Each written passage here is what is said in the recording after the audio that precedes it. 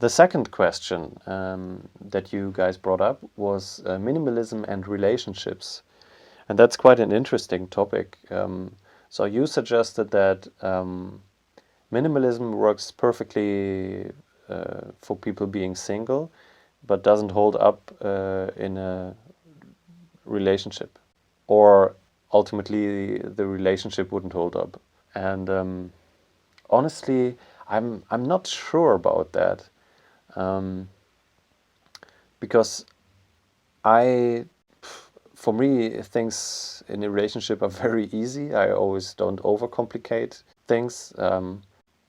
If okay, here's an example of how minimalism actually makes a relationship incredibly easy, is when um, you want to move in together, and people always make a big fuss about the actual step of couples moving together, as if it's like a pre-marriage, like a proposal or something, because then you actually have to be very serious about your relationship, and you have to no, you just for me, moving in with someone is like as easy, literally, as packing a backpack and just moving in. And the same goes for moving back out. So if I have a girlfriend and we want to live together, then snap, that's it. We just move together.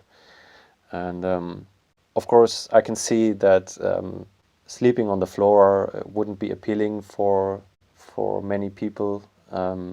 So I don't know. For me, it's not a problem. I don't see it as a problem. I sleep as a floor on the floor when I'm single, and I don't know, when I'm in a relationship and she doesn't want to sleep on the floor, then of course I would buy a bed or a thicker mattress or something. I mean, it's not a big problem in a relationship. That's not like the stuff that you don't come together over, or that you break up over. Um, so that's like normal relationships.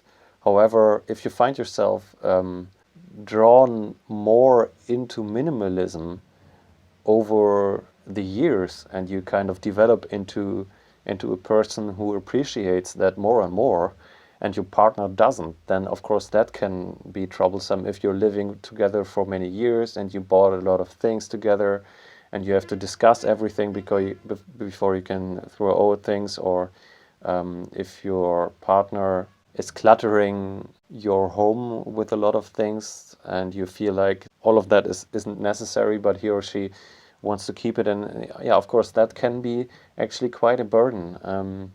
If your partner is more has a more consumerist mindset, or is more materialistic in that regard, and that's of course tough, because especially if you like have assets together, like if you bought a house, or I don't know, a car, or maybe you have even children together, and that's a troublesome situation. And I I think it boils down to compromises. You have to figure out how to deal with that as a team.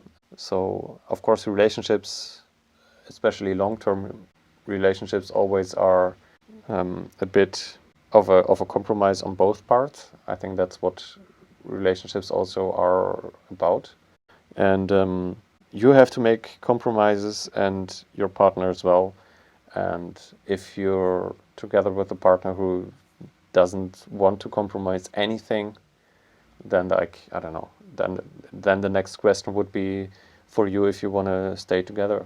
Many people actually find minimalism after a breakup, so that's quite interesting, I think, because they that's normally a situation where people kind of re-evaluate their life and where they stand and what they want, and then they kind of figure out that they don't need all the stuff. Also, it's for many people that goes in hand with moving. So you you have to pack up everything, and you kind of think of like, do I really need this anymore? And what do I need? What do I actually need? Because my life is all different now. So that's interesting. I don't know if I'm any help on that topic, because I never had like very long lasting relationships, but maybe you can get something out of that. If you have any more questions, then just let me know in the comment section, and we'll discuss them later. Bye bye.